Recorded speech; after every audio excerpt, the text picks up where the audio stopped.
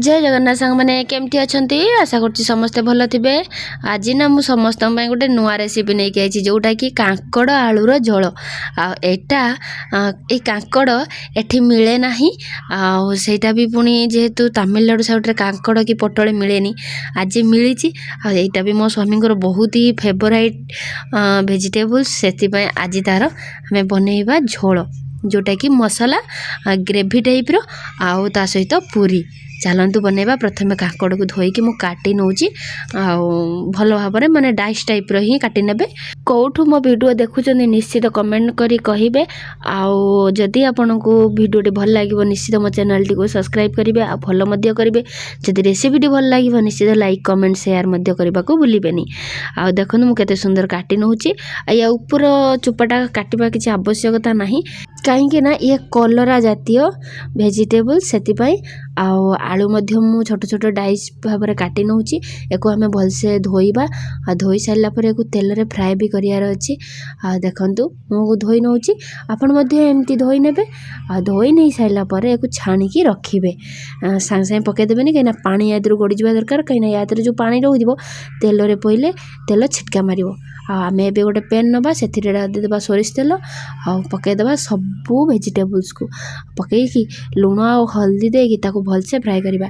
आज बाहर बहुत जोर रे वर्षा होउची सेति वर्षा होउची जेहेतु हमर एठी करेंट पळेइची आ जेहेतु मु रेसिपी टी बनौतिली कोन करबा सेमिति लाइट एडजस्ट करिकी करिया पई पडुची। देखन भल भाबरे को भाजी नेबे। आज एते जोर वर्षा होउची जे लागुची जेमिति 2 दिन जाय करेंट आसीबनी किंतु करेंट आसीबो जेहेतु एटा सिटी आ मुझे बाहर कर नौचे भाजी हो गलानी कांकड़ आउ आलू तेणु एबे से कड़ाई रे आमे मसला कषिदेबा से नहीं जावा तेल पियाज पियाज को टिके भलसे फ्राए करनबा बेसी फ्राए करबा दरकार नहीं हल्का फ्राए करले भी चलिबो। आ फ्राए हो साइला परे एथिरे आमे एबे देई देबा कोन मसला जोटा कि जीर अदा रसुण आउ धनिया माने धनिया जो गोटा धनिया ताको मसला है जीरा मध्य पड़ी मसला है।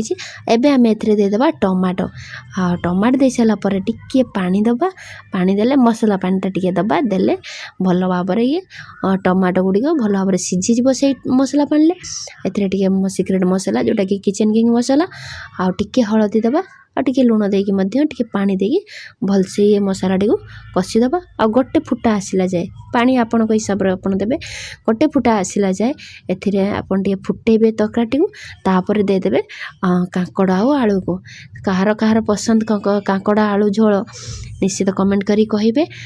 मते तो जमा भल लागेनी ताकर पसंद से मोर भी पसंद। लास्ट रे मु टिके दउची इलायची गुंड केवल इलायची नुह गरम मसलार गुंड जोटा कि मुझे निजे बनई के पकेली आको टिके फुटेबे ग्रेवी हला बेले बंद करदेबे। ग्रेवी आपण हिसाब से जदि आप अधिक पानी वाला खायापी चाहते पानी करेंगे आ किंतु एमती बनई आ सहित बनई पूरी आपण केमती लागला रेसिपी निश्चित कमेंट करी कहिबे। पुणी देखा गोटे सुंदर वीडियो सहित रहुची। जय जगन्नाथ।